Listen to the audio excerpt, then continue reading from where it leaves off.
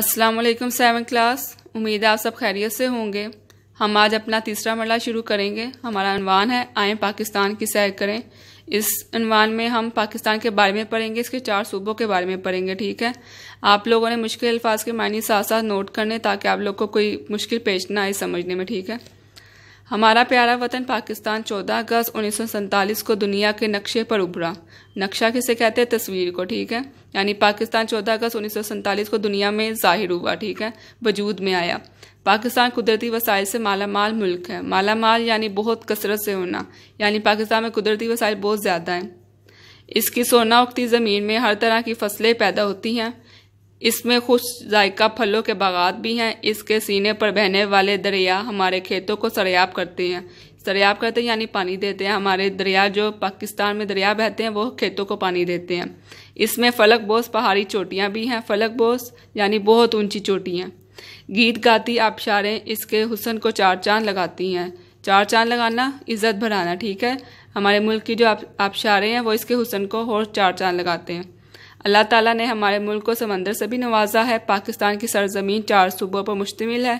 इन सूबों में पंजाब, सिंध, खैबर पख्तूनख्वा और बलूचिस्तान शामिल हैं। हर सूबा पाकिस्तान की तरक्की और खुशहाली में अपना किरदार अदा कर रहा है।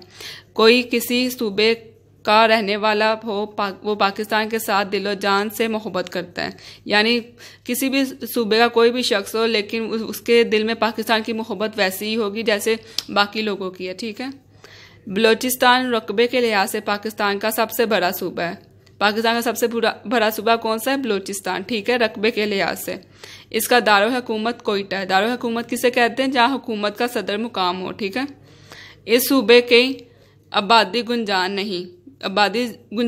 गुंजान का मतलब ज़्यादा, इसमें ज़्यादा आबादी नहीं है। करीब 70 लाख लोग इस सूबे में आबाद हैं। कितने लोग हैं? 70 लाख लोग हैं। ठीक है, बलूचिस्तान की सरहदें पाकिस्तान के बाकी तीनों सूबों से मिलती हैं। यहाँ बोली जाने वाली बड़ी बड़ी ज़बानों में बलूचिस्तान, बलोची, बरहई और पश्तो शामिल हैं। बलूचिस्तान के कुछ हिस्सों में सिंधी भी बोली जाती है। ठीक है, बलूचिस्तान का ज़्यादातर रकबा बंजर पहाड़ों पर मुश्तमिल है। बंजर पहाड़ कौन से होते हैं? जिन पे फसल काश्त नहीं की जा सकती। ठीक है, यहाँ सर्दियों में खूब सर्दी पड़ती है और गर्मियों के मौसम में दर्जा हरारत खूब बढ़ जाता है। सिब्बी यहाँ का गर्म तरीन मुकाम है। ठीक है, कौन सा मुकाम गर्म तरीन है? सिब्बी बलूचिस्तान का गर्म तरीन मुकाम है। 26 मई 2010 को यहाँ वो गर्मी परी के अलमकान अल हफीज़ यानी खुदा की पनाह अगले पिछले सभी रिकॉर्ड टूट गए।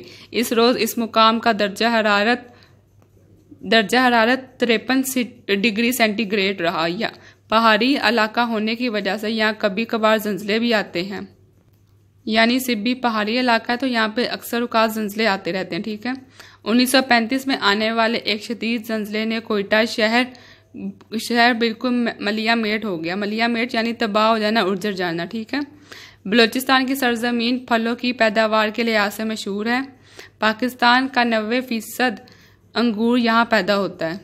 कितना फ़ीसद? 90% अंगूर बलूचिस्तान में पैदा होता है। ठीक है, चेरी और बादाम भी वाफर मकदार में पैदा होते हैं। वाफर मतलब ज़्यादा मकदार में पैदा होते हैं यहाँ पे। ठीक है, यहाँ पैदा होने वाले दीगर फलों में खुबानी, आड़ू, अनार, सेब और खजूर शामिल हैं। ये सूबा मादनी वसाइल से माला माल है। मादनी वसाइल यानी ज़मीन से निकलने वाली चीज़ें। ठीक है, यहाँ सुई के मुकाम से कुदरती गैस भी निकलती है। बलूचिस्तान में हाल ही में ग्वादर के मुकाम पर बंदरगाह तामीर की गई है। बंदरगाह किसे कहते हैं? वो जगह जहाँ जहाज़ ठहरते हों। ठीक है, इस सूबे को ये एजाज़ भी हासिल है कि कायद-ए-आज़म रहमतुल्लाह अलैह ने ज़िंदगी के आखिरी अयाम इसी सूबे के एक सेहत अफजा मुकाम ज़ियारत में गुजारे। अयाम मतलब उन्होंने अपने आखिरी दिन इसी शहर में गुजारे थे जिसका नाम है ज़ियारत। ठीक है, सेहत अफजा यानी सेहत को बेहतर करने वाला मुकाम। बलूचिस्तान में पगड़ी लिबास का अहम हिस्सा है। ये घुटनों तक लंबे कुर्ते और घेरदार शलवारें पहनने का रवाज है। ठीक है, बलूचिस्तान में पगड़ी लिबास का अहम हिस्सा होता है और यहाँ घुटनों तक लंबे कुर्ते पहने जाते हैं और घेरदार शलवारें यानी कि खुली शलवारें पहनने का रवाज है। बलूची ख़वातीन ख़ास किस्म का लिबास पहनती हैं। इनकी कमीज़ के सामने की जानिब लंबी जेब लगी होती है। आम तौर पर कमीज़ पर कढ़ाई की होती है और इस पर शीशे का काम होता है। यहाँ की औरतें बड़ी सी चादर भी इस्तेमाल करती हैं। पंजाब दो लफ्ज़ों पंच और आप से मिलकर बना है। पंच के मायने हैं पाँच और आप के मायने हैं पानी के। गोया पंजाब के मायने हुए 5 दरियाओं की सरजमीन। पंजाब का क्या मतलब हुआ? 5 दरियाओं की सरजमीन, क्योंकि ये 2 लफ्ज़ों से मिलकर बना है, पंच और आप से। ठीक है। इस सूबे की सरहदें भी बाकी तीनों सूबों से मिलती हैं। पंजाब का दारुल हुकूमत लाहौर है। इसे पाकिस्तान का दिल कहा जाता है। किसको? लाहौर को पाकिस्तान का दिल कहा जाता है। ये शहर सदियों से इल्म और सकाफत का मरकज़ रहा है। मुल्तान, फैसलाबाद, सियालकोट, गुजरांवाला, बहावलपुर का शुमार पंजाब के बड़े शहरों में होता है। पंजाब के सबसे बड़े शहर कौन से हैं? मुल्तान, फैसलाबाद, सियालकोट, गुजरांवाला और बहावलपुर। ठीक है। फैसलाबाद को पाकिस्तान का मानचेस्टर कहा जाता है। मानचेस्टर यानी इंग्लिस्तान का एक शहर है जहाँ पे कपड़ों के कारखाने बनते हैं। ठीक है। यहाँ कपड़ा बनाने की सनत है। देखा, इसी वजह से उसे मानचेस्टर कहते हैं, क्योंकि फैसलाबाद में कपड़े बनाने की सनत है। खेलों के सामान और आलाते जरी बनाने में सियालकोट का कोई सानी नहीं। सानी मतलब कोई मुकाबिल नहीं। ठीक है। अजीम फलसफी शायर लामा मोहम्मद इकबाल इसी शहर में पैदा हुए। किस शहर में? सियालकोट में। वजीराबाद में आला किस्म के चाकू छुरियाँ बनाई जाती हैं। गुजरात की पहचान उम्दा किस्म के फर्नीचर के साथ साथ पंखा साजी की सनत भी है। पंखा साजी की सनत यानी पंखा बनाने की सनत। ठीक है। गुजरांवाला में बिजली से चलने वाली अशिया मसलन वाशिंग मशीन, पंखे, रूम कूलर और हीटर बनते हैं। कहाँ बनते हैं? गुजरांवाला में। ठीक है। गुजरांवाला में बिजली से बनने वाली अशिया ज़्यादा मशहूर हैं। ठीक है। चनियोट में बना हुआ फर्नीचर अपनी मिसाल आप है। पंजाब की ज़मीन नहायत ज़रखेज़ है। ज़रखेज़ यानी फ़ायदा मंद है पंजाब की ज़मीन। यहाँ बेहतरीन नहरी निज़ाम मौजूद है। नहरी मतलब के पानी का निज़ाम। ठीक है। ज़मीन की ज़रखेज़ी की वजह से यहाँ फसलें खूब उगती हैं, यानी पंजाब की फसलें खूब उगती हैं।